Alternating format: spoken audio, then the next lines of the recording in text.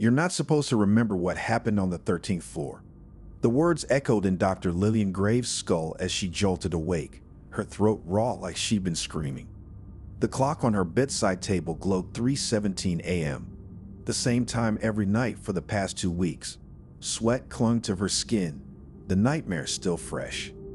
The flickering hospital lights, the metallic scent of blood, the elevator doors sealing shut behind her with a hiss. And the floor, the one that wasn't on any blueprint. She reached for her phone, fingers trembling. A notification blinked minus one new voicemail. Her own voice spilled from the speaker, ragged and desperate. "Lillian, you need to stop digging. They know you remember." Her breath hitched. She hadn't left that message. The apartment felt too small suddenly, the walls pressing in. She threw on a coat, her reflection in the mirror pale and hollow-eyed. The hospital. She had to go back. Crestwood Memorial loomed in the distance, its windows dark except for the emergency lights. The security guard at the front desk, a new face, barely glanced up as she approached. "Visiting hours are over," he muttered. "I work here," she said, flashing her old eye. The man squinted at it, then at her. "No one by that name's worked here in years." Her stomach dropped. "That's impossible." He shrugged, turning back to his monitor. "System says your access was revoked in 2019, the year of the incident, the year she'd woken up in her own hospital bed with no memory of the prior 72 hours. She stepped back, heart pounding. The elevator door slid open behind her, empty. The call button for the 13th floor wasn't there. It had never been there. But then the lights flickered. For half a second, the button appeared, its outline glowing faintly. Her phone buzzed. An unknown number. A photo loaded. Her, standing in a hospital room she didn't recognize, her eyes blacked out like a censored document. The timestamp read tonight. The elevator doors began to close. Without thinking, she lunged forward, slipping inside just as they sealed shut. The air was too cold. The scent of antiseptic stung her nose. Underneath it, something coppery. Blood. The elevator lurched. Not up. Down. But Crestwood didn't have a basement. The doors opened. A long hallway stretched before her, lined with patient rooms, each door slightly ajar. From one, a wet, gurgling laugh. Her pager buzzed. A message from an unassigned number. "Patient 0 is waiting." Lillian stepped forward. The doors slammed shut behind her. The fall lasted forever. Lillian tumbled through darkness, the air rushing past her ears like whispered secrets. She braced for impact, but instead of pain, there was only the crisp snap of hospital sheets against her skin. She gasped awake in a bed, monitors beeping steadily beside her. Sunlight streamed through half-closed blinds. Normal. Safe. A nurse stood by the door, smiling. "Good, you're awake." Relief flooded Lillian until she saw the name tag, Crestwood Memorial. Her wrists burned. She looked down. A fresh incision, neatly stitched. The skin around it puckered in faint, black veins. And there, just above the bandages, a tattooed number, Subject 13. "What did you do to me?" Her voice came out hoarse. The nurse's smile didn't waver, just a little maintenance. She stepped closer, syringe glinting in her hand. "Don't worry, the next one will last longer." Lillian's pulse spiked. She yanked the ear from her arm and bolted past the nurse, bursting into the hallway. It was wrong. The walls curved where they should have been straight. Doors melted into each other like wet paint. The exit signs led in circles, always just out of reach. And then she saw him. Patient 0, a skeletal figure in a torn straitjacket, slumped against the nurse's station. His head lifted slowly, lips peeling back from too many teeth. "They built this place to hold me," he croaked. "But I'm already in you." Lillian backed away and caught her reflection in a glass panel. It wasn't her. The face staring back was his. Her pager buzzed. A new message. "Run." She turned, just as the lights cut out. In the blackness, something skittered across the ceiling. The skittering stopped. Silence pressed against Lillian's eardrums like a physical weight. She held her breath, straining to hear over the hammering of her heart. Then a wet, clicking sound. Close, too close. Her fingers found the wall, creeping along its surface until they hit something sticky. She recoiled, wiping her hand on her scrubs. The metallic tang of blood filled her nose. A dim emergency light flickered on, painting the hallway in pulsing red. Patient Zero was gone, but in his place, the walls bled. Thick, dark streaks oozed from the ceiling, forming words that dripped downward. "You let me out." Her pager buzzed. She didn't want to look, but her hands moved anyway. A video loaded, grainy security footage of herself standing in an empty operating room. Except it wasn't empty. Shadowy figures surrounded her, their limbs too long, their heads tilted at impossible angles. The timestamp, now. A crash echoed from the nurse's station.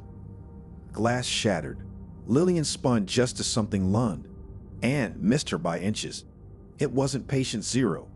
It was Dr. Carter, or what was left of him. His mouth stretched too wide, his eyes completely black. Ink dripped from his fingertips, pooling on the floor like spilled oil. "They're coming," he gurgled. "You woke them all up." The lights surged brighter. A deafening alarm blared. "Containment breach. Initiate Protocol Lazarus." The walls shuddered. Ceiling tiles rained down as something massive uncoiled above her. Mechanical arms tipped with gleaming surgical tools descended like spiders. Lillian ran. The hallway stretched, the exit sign never getting closer. Behind her, the wet slap of Dr. Carter's footsteps gained. Then the floor tilted. She fell, sliding into darkness as the world turned upside down. The last thing she saw before blacking out, a needle, glinting in the red light, plunging toward her eye. The needle stopped a hair's width from her pupil. Lillian's scream died in her throat as the mechanical arm froze midair. The red emergency light stuttered, then cut out completely. In the sudden darkness, she heard breathing, ragged, wet, coming from all around her. A single monitor flickered to life at the end of the hallway. The blue glow illuminated a figure in a wheelchair. As Lillian's eyes adjusted, she recognized the hospital director, Dr. Voss. His mouth moved soundlessly, his hands clutching at the armrest like a drowning man. She crawled toward him, the tiles cold and sticky beneath her palms. When she was close enough to touch him, she saw why he wasn't speaking. His lips had been sewn shut with thick black thread. His eyes rolled wildly toward a clipboard in his lap. Lillian grabbed it, her fingers leaving smears of blood on the paper. The top sheet showed her own patient chart, but the dates were wrong. They stretched years into the future. At the bottom, a single line stood out in red ink. Subject 13 is the key. She always has been. Dr. Voss's hand shot out, grabbing her wrist with surprising strength. His other hand pointed down the hall where the darkness seemed thicker, more solid. Something moved in that blackness, something that made the air taste like copper and static. Her pager buzzed. The screen showed a single word, "remember." And then she did. The memory hit like a punch to the gut. Standing in an operating room, holding a scalpel, Patient Zero strapped to the table, his mouth moving as he whispered, "You asked for this." The lights came back on with a painful burst of white. Dr. Voss was gone. The wheelchair sat empty, still spinning slightly from where he vanished. From the darkness down the hall came a sound that didn't belong in any hospital. A child's laughter. The laughter echoed down the hallway, bouncing off the sterile walls like a rubber ball. Too high-pitched, too happy. It didn't belong here. Not in this place where the air smelled like antiseptic and something darker. Something rotting beneath the clean. Lillian's fingers curled around the clipboard, the edges biting into her palm. The child's voice called out again, sing-song. "You're getting warmer." She shouldn't follow it. She took a step forward. The hallway stretched longer than it should have, the doors warping slightly at the edges like a funhouse mirror. Her reflection in the glass panels wasn't hers, smaller, younger. A girl in a hospital gown, her hair in braids. The lights flickered. When they steadied, the girl stood at the end of the hall, her back turned. "You promised you wouldn't forget," the child said, voice muffled, like she was speaking through glass. Lillian's chest ached. She knew that voice. She took another step. The girl didn't move. Then, a wet crunch, like bone snapping. The girl's head tilted too far to the side, her neck bent at an impossible angle. "But you did," the child whispered. The lights went out. When they came back, the hallway was empty. except for the small, bloody handprint on the wall. Fresh. Dripping. Her pager buzzed. A new message. She misses you. The handprint glistened under flickering fluorescence, tiny fingers splayed in something between greeting and warning. Lillian reached out, then snatched her hand back as the blood moved, sliding upward against gravity to form new words on the wall. Third door on the left remembers you. Her shoes squeaked on linoleum as she turned. The third door stood slightly ajar, pulsing faintly like a heartbeat. From within came the sound of a music box playing the lullaby she knew but couldn't name. She pushed the door open. The room was a perfect recreation of a child's bedroom. Frilly pink bedding, stuffed animals arranged carefully on a shelf. In the center sat a little girl's writing desk, where a crayon drawing showed two stick figures holding hands beneath the smiling sun.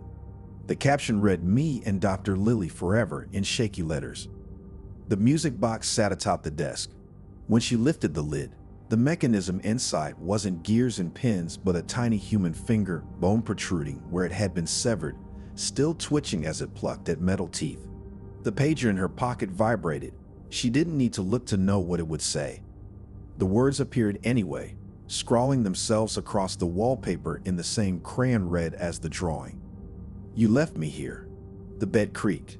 Lillian turned slowly to see the outline of a small body beneath the covers. Perfectly still. Too still. The music box sped up, the finger moving frantically now as the lullaby became distorted, frantic. From the hallway came the sound of a wheelchair rolling closer. Squeak. Pause. Squeak. Pause. Each squeak louder, each pause shorter. The shape under the blanket sat up. The wheelchair stopped outside the door. The music box played so fast now the tune was just noise. Then everything stopped at once. In the silence, 3 words whispered directly into her ear from lips that hadn't been there a second before. "Play with me." The whisper clung to her skin like cobwebs.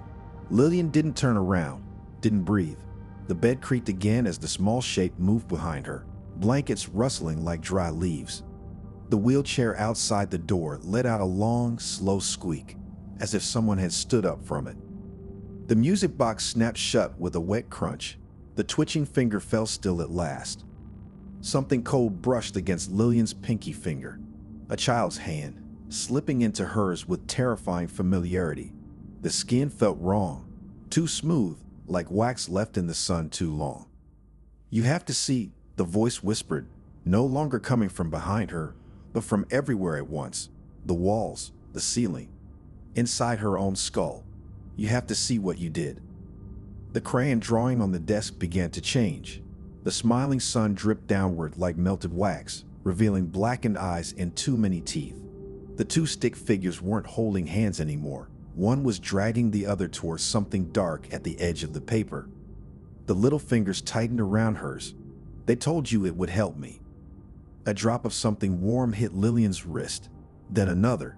Blood dripped from the ceiling in steady rhythm, splattering across the childish handwriting on the wall. The words smeared, rearranging themselves. "You let them cut me open." The bed collapsed inward with a splintering crack.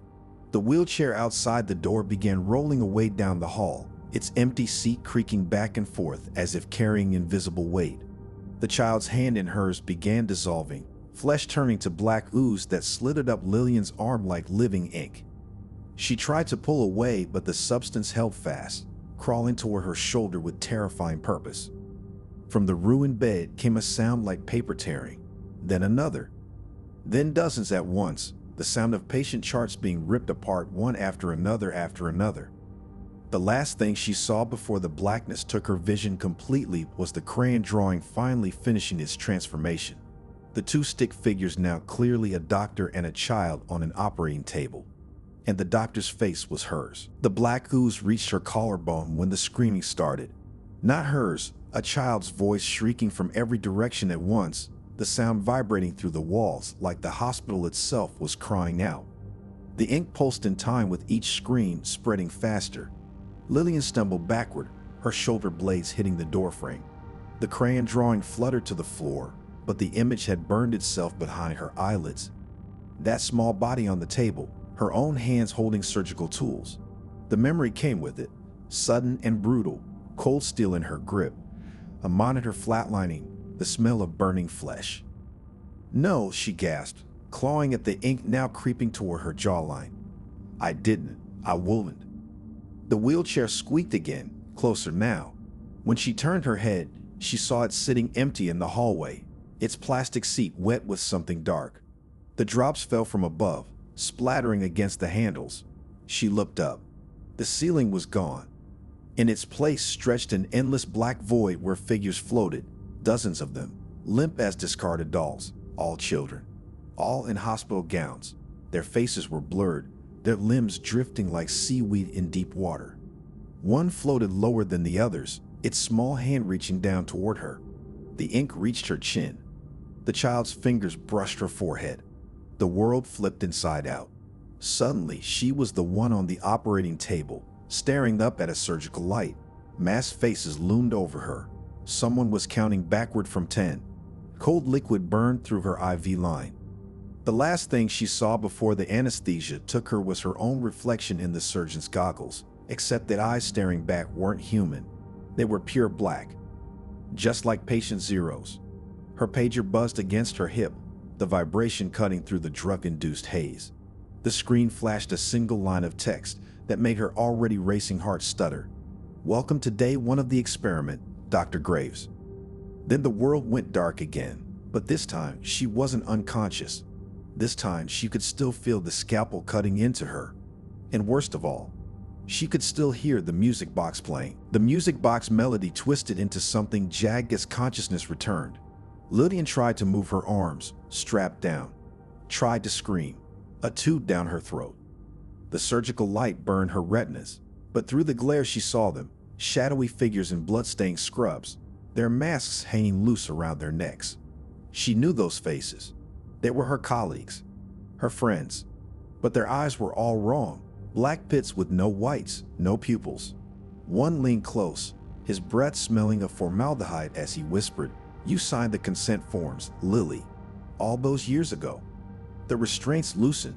She ripped the tube from her throat, gagging on the taste of copper.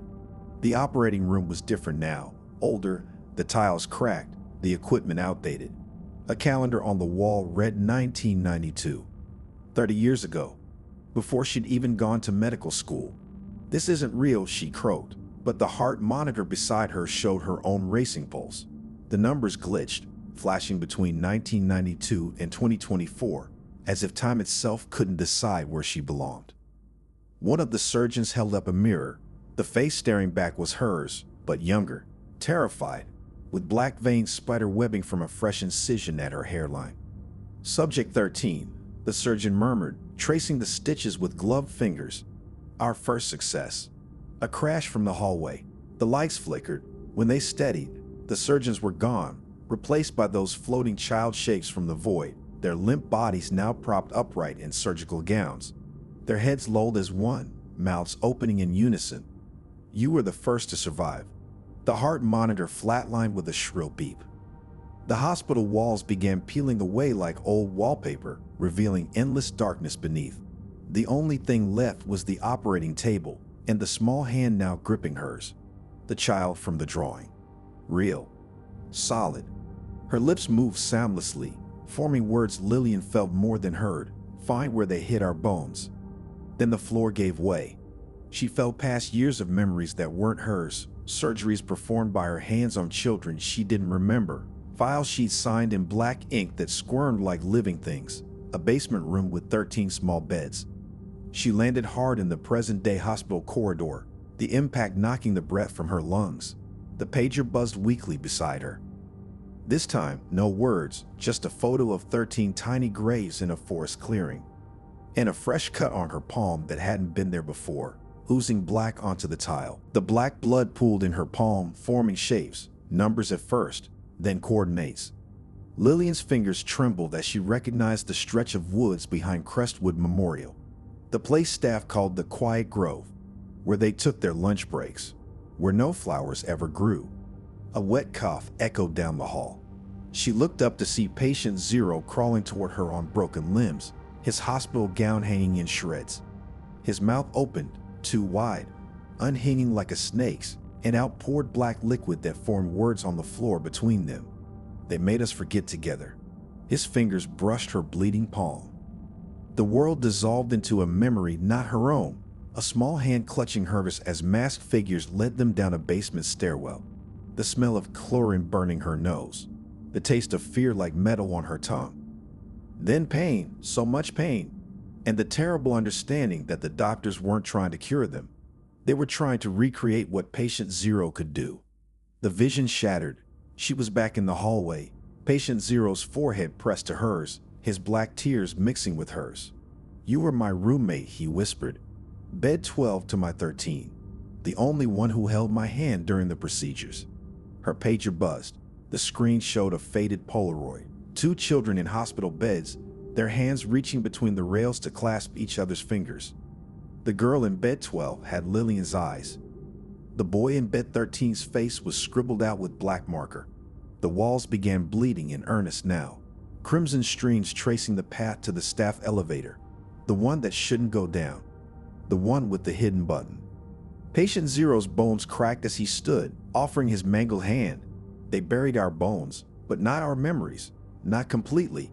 His voice gurgled, like his lungs were full of that same black liquid.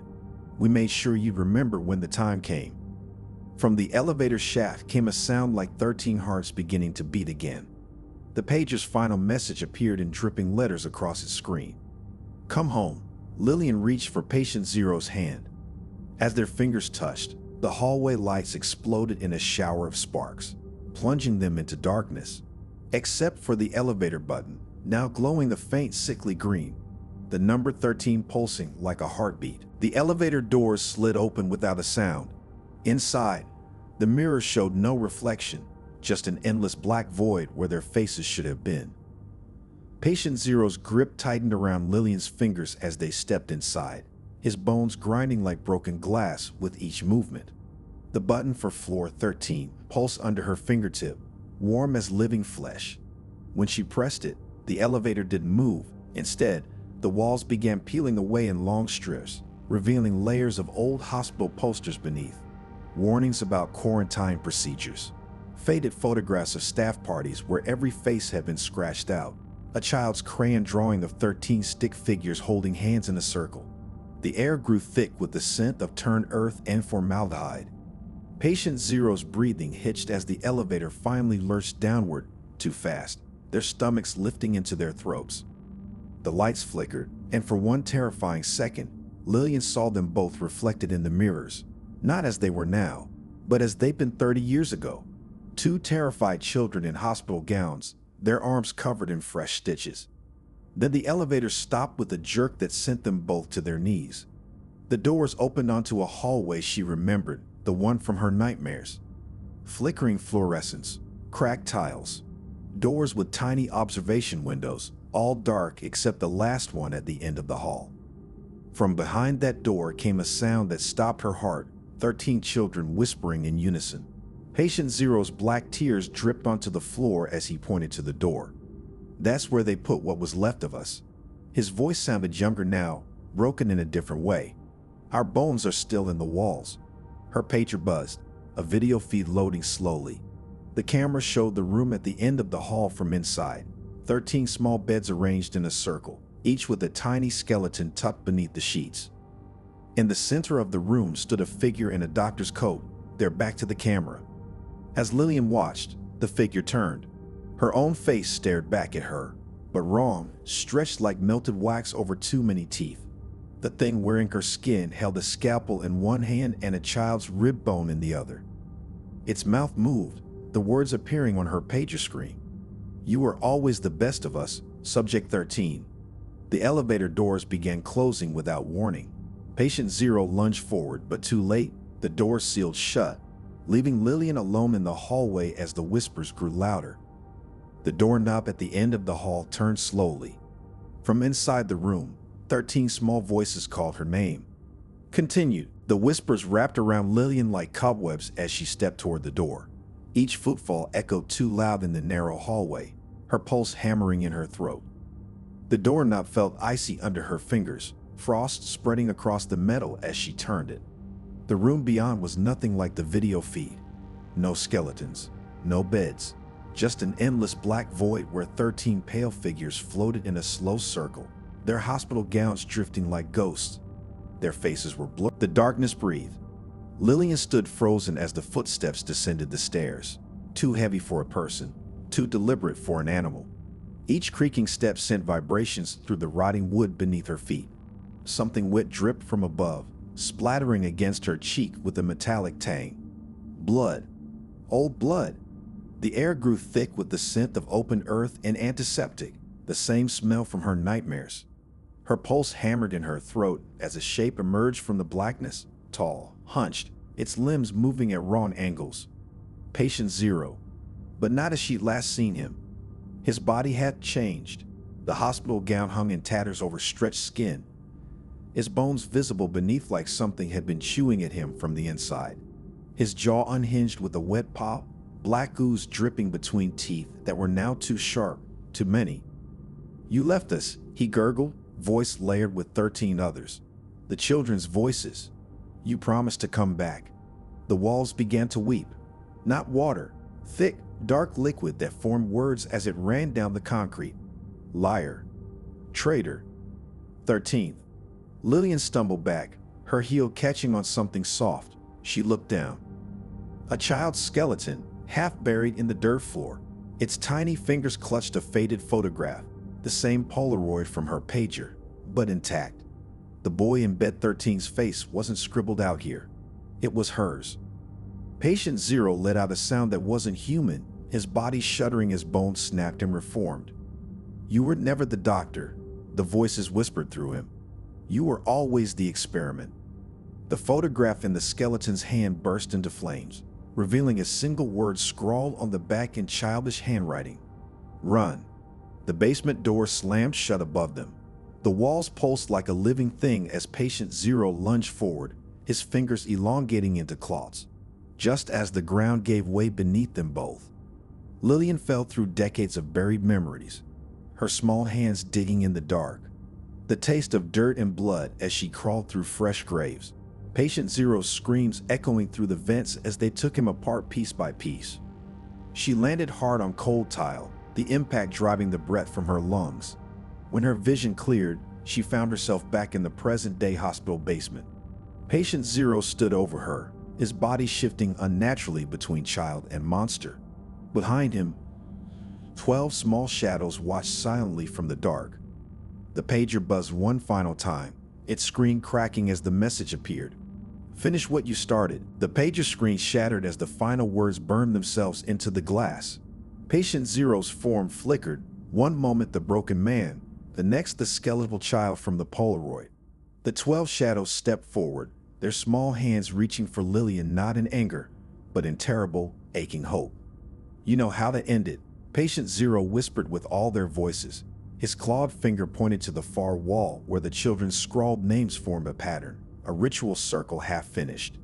The 13th space sat empty, waiting.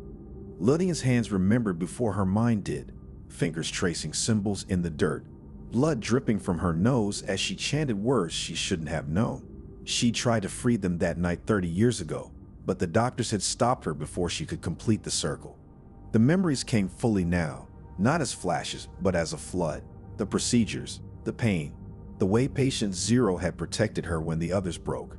How she'd run when she should have stayed. Her fingers found the sharp edge of the shattered pager screen. Blood welled as she dragged it across her palm, the pain clean and bright compared to the rot festering in her mind. "I remember," she whispered. The basement lights flickered madly as she pressed her bleeding hand to the empty space on the wall. The circle glowed red, first dim, then blinding. Patient Zero's scream echoed through the hospital's bones as his form unraveled, black ooze dissolving into smoke that swirled toward the ceiling. The 12 small shadows stepped into the light one by one. Their faces cleared, real children now, smiling sadly as their forms began to fade. The youngest, a girl with braids, pressed a cold hand to Lillian's cheek. "You stayed," she whispered. "That's what matters." Then they were gone. The basement fell silent. Still, normal in a way no part of Crestwood had been for decades. Lillian slumped against the wall, exhaustion weighing her bones to cement, until she heard it. A single familiar sound from the far corner, the soft twang of a music box spring unwinding. She turned her head slowly. The music box sat there, pristine.